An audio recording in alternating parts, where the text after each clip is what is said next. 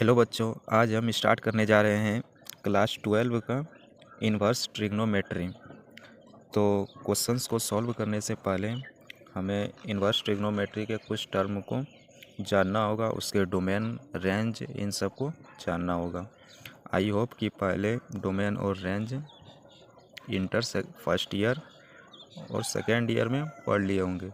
तो inverse trigonometry का जो डोमेन और रेंज है उसको सबसे पहले जानते हैं। तो कि हर एक term sine inverse, cos inverse, cosec inverse, sec inverse, tan inverse और कोट इन्वर्स का डोमेन, रेंज, इन सब को पहले जानते हैं क्या क्या है। तो सबसे पहले जो है हमारा वो आता है कि साइन इन्वर्स जो है इसका जो डोमेन जो होता है, डोमेन कि इसमें हम कौन कौन सा वैल्यू इस इक्वेशन जो टर्म है इसके अंदर सेटिस्फाई होगा। तो वो होता है -1 से लेकर के 1 तक, ये जो डोमेन है इसके अंदर आ जाएगा।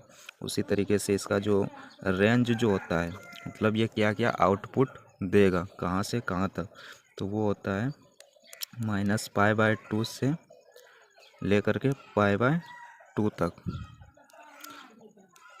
और फिर उसके बाद आता है,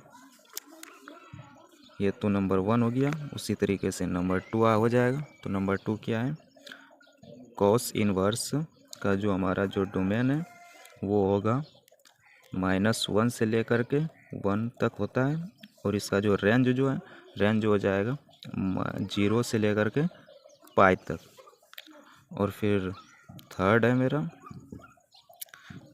है मेरा टेन इन्वर्स।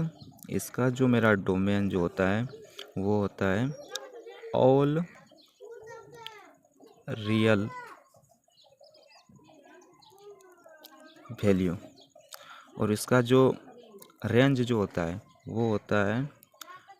वो होगा -π/2 को छोड़ करके, मतलब ये क्या गया, ओपन π/2 से लेकर के π/2 तक। और फिर नंबर 4 है, वो होता है कोट इन्वर्स। कोट इन्वर्स का होगा, इसमें भी इसका जो डोमेन होता है ऑल रियल वैल्यू होता है। और फिर इसका जो मेरा रेंज होगा वो होगा 0 से π होता है। ओपन, ये ध्यान रखना है, ओपन ब्रैकेट से 0 से π। ओपन का मतलब है कि 0 और π ये दो वैल्यू नहीं होगा इसमें रेंज में। उसके अंदर में जो वैल्यू बचा 0 से π के बीच में, वो सारे वैल्यूज़ इसके अंदर आएगा। और फिर नंबर 5 है। तो 5 में क्या है कि कोसेक इन्वर्स का, इसका जो डोमेन है वो हो जाएगा ऑल रियल वैल्यू, एक्सेप्ट क्या हो जाएगा,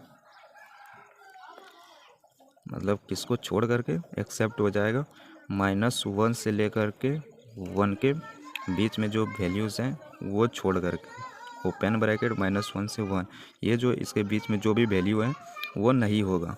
उसके बाद इसका जो रेंज जो होता है वो रेंज होता है क्लोज्ड ब्रैकेट -π/2 से लेकर के π/2 तक। और फिर इसमें क्या होगा, इसमें हो जाता है मेरा,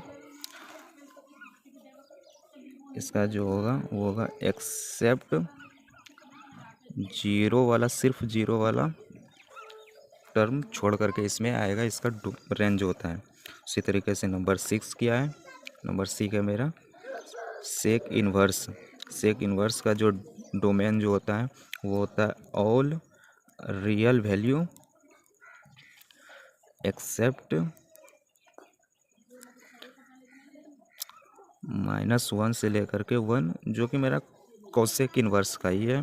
उसी तरीके से इसका जो रेंज जो आता है वो रेंज होता है 0 से π क्लोज्ड ब्रैकेट, यानी इसका 0 और π भी इसमें इंक्लूड है। क्लोज्ड का मतलब है कि जो भी वैल्यू के बीच में क्लोज्ड आ गया, मतलब वो भी उस वैल्यू में इंक्लूड है। और फिर इसका जो एक्सेप्ट है वो है सिर्फ π/2, ये इसके अंदर इसका ये रेंज के बाहर ये वैल्यू आता है। इस पे जो पाई/2 इसका जो सेक इन्वर्स है वो नहीं होगा। तो चलिए अब ये जो है ये सारे सेक इन्वर्स एक्स का ये जो ट्रिग्नोमेट्रिक फंक्शन है इसका ये डोमेन और रेंज है। तो मेरा सबसे पहला क्वेश्चन है कि साइन इन्वर्स माइनस हाफ का जो है इसका हमको जो सॉल्व करके जो वैल्यू आएगा वो हमको रेंज है इसका बताना है कि क्या आएगा। तो ये जो है साइन इन्वर्स माइनस हाफ को हम थीटा मान लेंगे। क्या लिखेंगे? Let sine inverse minus half is equal to theta. ये थीटा है, थीटा हो गया। तो साइन को इस साइड लेके आएंगे तो क्या हो जाएगा? Sine theta is equal to minus half. फिर लिखेंगे sine theta is equal to minus, तो हाफ जो होता है वो होता है साइन पाई/6 का जो वैल्यू होता है वो हाफ होता है। तो यहाँ पर वही पुट करेंगे साइन पाई/6 मतलब 30 डिग्री। फिर यहाँ से देखो, फिर एक हम पढ़ते हैं कि sine minus theta is equal to minus sine theta होता है। ये हम पढ़ते हैं क्लास 11th में। तो ये जो है देखो यहाँ पर जो है माइनस बाहर है, इसको हम अंदर लेके जा सकते हैं। तो sine theta is equal to sine minus पाई/6 हो जाएगा। तो यहाँ से देखो sine theta is equal to sine minus पाई/6 है, तो थीटा यहाँ से क्या हो जाएगा? थीटा हो जाएगा माइनस पाई/6। ये क्या हुआ?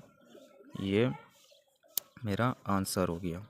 तो आंसर पहले डिक्लेयर करने से पहले देख लो कि जो हमारा जो आंसर आया है वो इसका जो ट्रिग्नोमेट्रिक जो फंक्शन है उसके रेंज में है या नहीं है।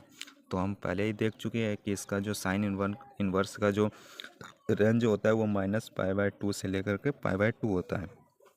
तो इसके तो माइनस पाई/2 से ये क्या है ये मेरा बड़ा वैल्यू है। तो ये इसका क्या हो गया? रेंज में है, तो इसका मतलब ये वैल्यू सेटिस्फाई है। अगर नहीं रहता तो ये वैल्यू नहीं रहता, नहीं होता ये वैल्यू। उसी तरीके से नंबर 2 देखते हैं क्या है नंबर 2 में। तो सबसे पहले नंबर 2 का देखते हैं क्वेश्चंस क्या है। क्वेश्चन है कि कॉस इन्वर्स √3/2 है। तो हम पहले करेंगे लेट, इसको मान लेंगे कि cos inverse √3/2 is equal to theta. तो कॉस थीटा क्या हो जाएगा? √3/2।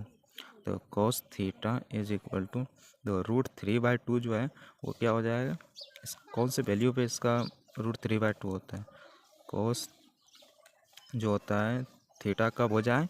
जब वो कॉस पाई/6 का जो वैल्यू है वो कॉस √3 मतलब √3/2 होता है, ये होता है। तो इसी तरह से √3/2 क्या होगा? पाई/6 पे होता है। तो यहाँ से पाई/6 आ गया। तो यहाँ से cos theta is equal to cos पाई/6। तो यहाँ से थीटा क्या आ जाएगा? पाई/6 हो जाएगा। यहाँ से मेरा थीटा क्या निकल के आया? पाई/6। तो आंसर देने से पहले एक बार चेक कर लूँ कि कॉस का जो मेरा ये पाई/6 आया है, मतलब इसका जो वैल्यू यहाँ पर कॉस इन्वर्स √3/2 जो है ये मेरा पाई/6 जो आया है, तो ये जो मेरा वैल्यू है वो इसके रेंज के अंदर है या नहीं है। तो देख लो इसका रेंज जो होता है कॉस इन्वर्स थीटा का जो रेंज होता है वो 0 से पाई होता है। तो मतलब पाई/6 है तो ये 0 से बड़ा वैल्यू है और पाई से छोटा वैल्यू है, तो इसके अंदर इसके रेंज के अंदर है। तो इसका मतलब थीटा जो है वो जो है पाई/6 ये आंसर हो जाएगा।